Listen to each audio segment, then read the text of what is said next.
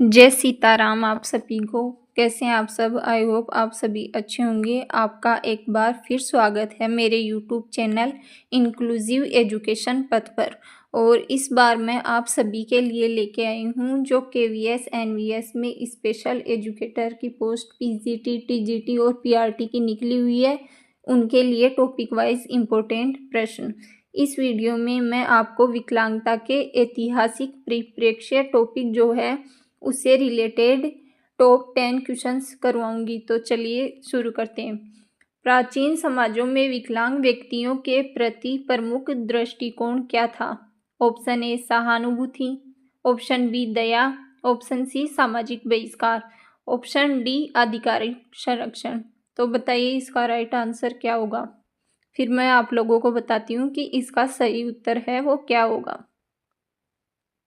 इसका सही उत्तर जो है वो होगा दोस्तों सामाजिक बहिष्कार। सामाजिक बहिष्कार क्यों होगा? क्योंकि जो प्राचीन समय यानी पहले के टाइम में ऐसा था कि विकलांग व्यक्तियों के प्रति ऐसा माना जाता था कि इनको पिछले जन्म के कर्मों का फल मिला है। उन्हें लोग हीन दृष्टि से देखते थे। समाज की मुख्य धारा में उनको जुड़ने के योग्य नहीं माना जाता था। इसलिए विकलांग व्यक्ति यानी जिनको आज हम दिव्यांग के नाम से भी जानते हैं, उनको सामाजिक बहिष्कार कर दिया जाता था। नेक्स्ट प्रश्न देखिए। अगला प्रश्न है, प्राचीन भारत में विकलांगता को किस कारण से जोड़ा जाता था? ए शिक्षा, बी दैवीय दंड, सी चिकित्सा कारण, डी सामाजिक कर्तव्य। इसका आंसर बताइए दोस्तों। जैसा कि मैंने आप सभी को पिछले क्वेश्चन में बताया कि कर्मों का फल माना जाता था, तो उसी प्रकार दैवीय दंड से जोड़ा जाता था। लोगों को लगता है किसी को यदि विकलांगता होती थी पुराने टाइम में कि इसने पिछले जन्म में कुछ ऐसे कर्म किए हैं, इसलिए यह व्यक्ति दिव्यांग जो है वो पैदा हुआ है। अगला प्रश्न देखिए दोस्तों। बौद्ध धर्म में विकलांग व्यक्तियों के प्रति क्या दृष्टिकोण था? तो जो बौद्ध धर्म है उसमें विकलांग व्यक्तियों के प्रति जो है वो करुणा और सेवा का जो दृष्टिकोण है वो हमें देखने को मिलता था। बौद्ध धर्म में व्यक्तियों को सिखाया जाता था, भिक्षुओं को, कि मतलब जो विकलांग यानी जो दिव्यांग व्यक्ति हैं उनके प्रति हमें करुणा दया भाव रखना चाहिए और उनकी जो सेवा है वो सभी को करनी चाहिए। अगला प्रश्न देखिए। अशोक के शिलालेखों में विकलांगों के लिए कौन सी सुविधा का उल्लेख मिलता है? ऑप्शन ए भोजन, ऑप्शन बी चिकित्सालय, ऑप्शन सी आश्रय स्थल, ऑप्शन डी विशेष शिक्षा। तो इसमें से राइट आंसर आप बताइए।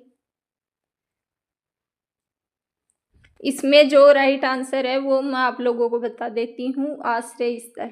जैसा कि आप सभी को पता है कि जो अशोक मान के नाम से जो राजा जाने गए, उनके टाइम में उन्होंने जो दिव्यांग व्यक्ति हैं उनके लिए एक सुविधा शुरू की थी।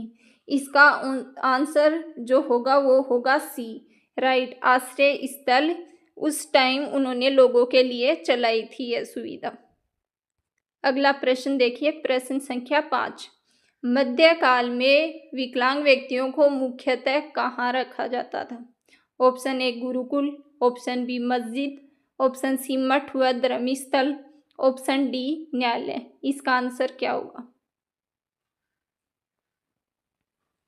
तो दोस्तों इसका आंसर जो राइट है वो होगा मठ एवं धर्मस्थल। मठ एवं धर्मस्थल ऐसे स्थान थे उस टाइम मध्यकाल के समय में जहाँ दिव्यांग व्यक्तियों को यदि समाज से बहिष्कृत कर दिया जाता था, तो उस समय ये स्थान ऐसे थे जहाँ पर दिव्यांग व्यक्तियों को रहने के लिए सुविधा प्रदान की जाती थी कि वो यहाँ पे रह सकते हैं। अब देखिए, चलिए देखते हैं नेक्स्ट प्रश्न। प्रश्न संख्या 6। औद्योगिक क्रांति के बाद विकलांगता में किसका योगदान बढ़ा? ए युद्ध, बी दुर्घटनाएं व मशीन चोटें, सी मानसिक रोग, डी पारिवारिक कारण। इसका सही उत्तर क्या होगा?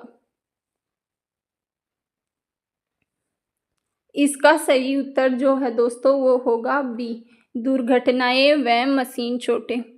जो औद्योगिक क्रांति हुई थी, औद्योगिक क्रांति यानी जो मशीनों का निर्माण हुआ, तो उससे क्या बढ़ा, जो दिव्यांग व्यक्ति थे तो उनमें दुर्घटनाएं और जो मशीन, यदि मशीनीकरण हुआ है किसी चीज़ का तो वो तो उपयोग में ली जाएगी आम जन द्वारा, दिव्यांगजन सभी द्वारा, यदि वो भी वहाँ पर वर्किंग है, काम करते हैं, तो उन्हें दुर्घटनाएं और मशीनी जो चोटें हैं उन सभी का सामना करना पड़ता था। अब चलिए चलते हैं अगले प्रश्न पे। प्रश्न संख्या 7, विश्व युद्धों के बाद विकलांगता के प्रति दृष्टिकोण में क्या परिवर्तन आया? ऑप्शन ए, उन्हें अपराधी माना गया। ऑप्शन बी, पुनर्वास की शुरुआत हुई। ऑप्शन सी, समाज से अलग किया गया। ऑप्शन डी, किसी प्रकार का परिवर्तन नहीं हुआ। तो इसमें आप बताइए कि राइट जो आंसर है वो कौन सा ऑप्शन होगा। फिर मैं आप लोगों को बताती हूँ कि इसमें जो राइट आंसर है वो कौन सा होगा।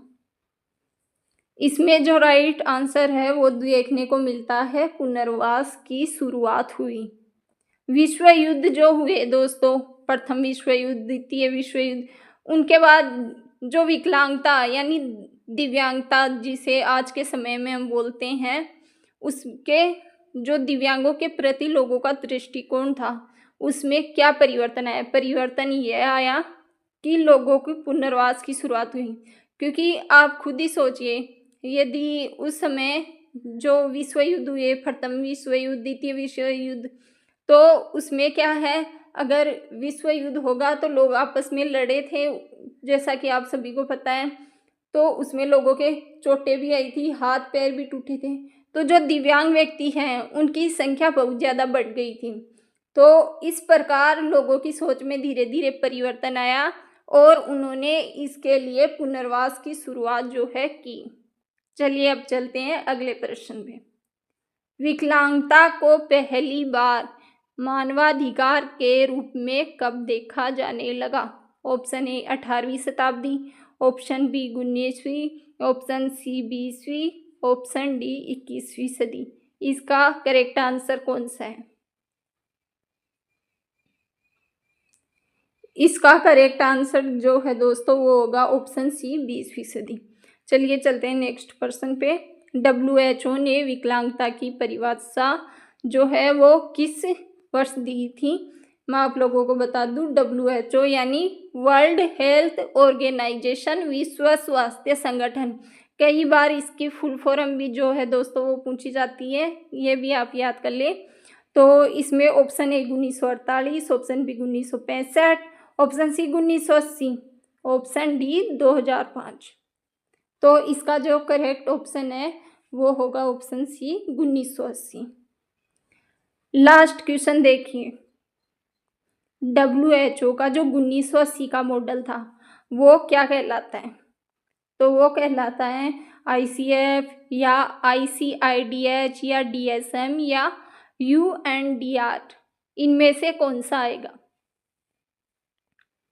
तो वो आएगा दोस्तों ICIDH यानी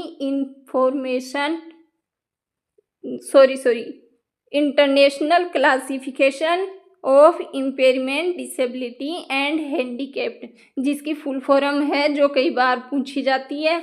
तो ये मॉडल था 1980 का, जिसमें WHO ने ICIDH यानी इम्पेयरमेंट, डिसेबिलिटी और हैंडीकैप्ड इनकी परिभाषा दी थी ऑथेंटिक रूप से। यहीं से क्वेश्चन समाप्त करते हैं। आज की जो क्लास है वो समाप्त करते हैं। क्लास अच्छी लगी हो तो आप ज़्यादा से ज़्यादा वीडियो को शेयर करना, और ऐसे ही और प्रश्नों और जो शिक्षा जगत से जुड़ी न्यूज़ हैं, जो वैकेंसी से जुड़ी कोई भी न्यूज़ है, उनके लिए बने रहिए मेरे चैनल पे।